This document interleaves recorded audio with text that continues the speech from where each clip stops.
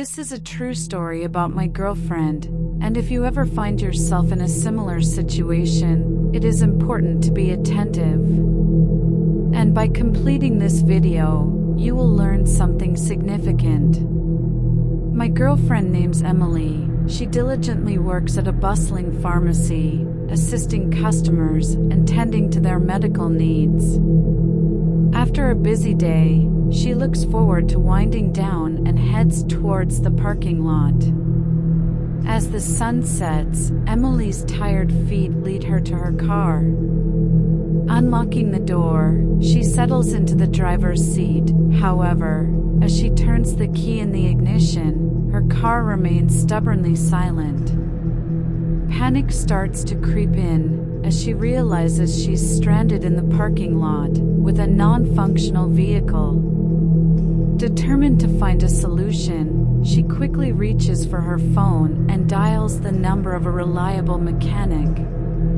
Describing her situation, she pleads for assistance, hoping they can diagnose and fix her car troubles.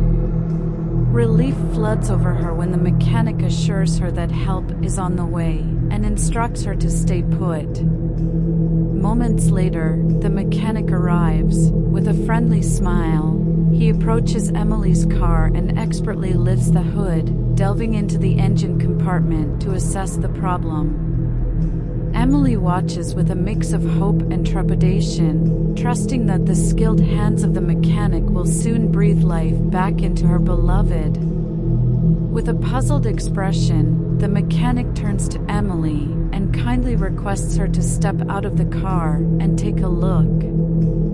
Caught off guard by this unusual request, Emily's initial trust begins to waver, and a sense of unease creeps in. Doubt lingers in her mind as she hesitates. Something feels off. Before she can voice her concerns or make a decision, her confusion intensifies as the mechanic abruptly turns and starts sprinting away from the scene. The sound of his hurried footsteps echoes through the parking lot, leaving Emily bewildered and with more questions than answers. Frozen in her seat, Emily's mind races to make sense of the unexpected turn of events. Her heart pounds with a mixture of fear and curiosity, trying to grasp the reason behind the mechanic's sudden flight.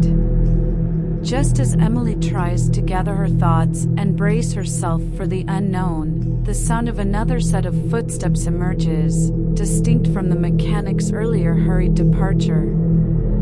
Relief floods over her as the true mechanic arrives at the scene, bringing a sense of reassurance and stability.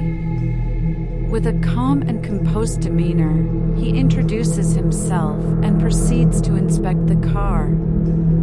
Identifying the issue with expertise, he skillfully repairs the faulty parts and soon, the engine roars back to life, filling the air with a symphony of mechanical sounds. Grateful for the mechanic's proficiency, Emily musters a smile, ready to put the bewildering events behind her.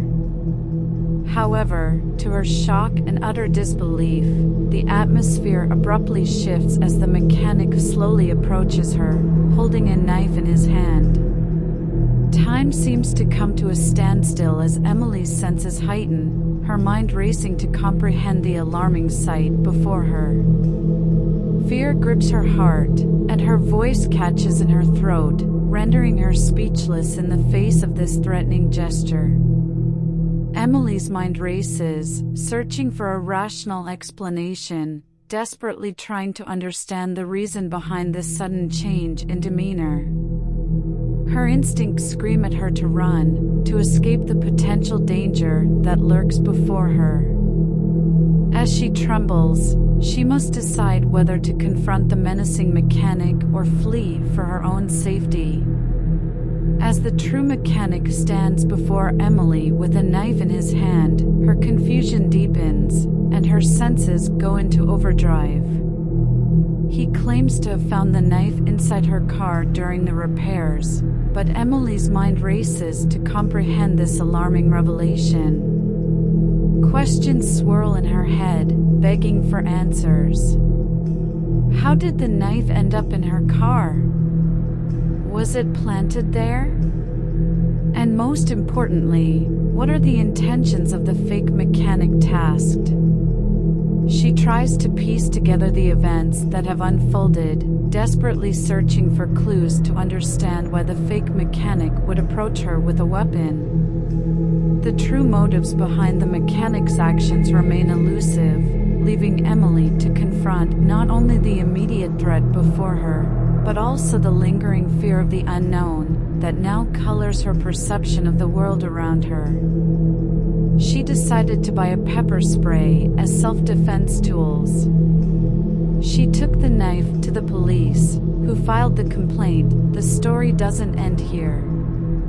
If you want to watch the second part, please make sure to subscribe to the channel so you can receive the latest videos.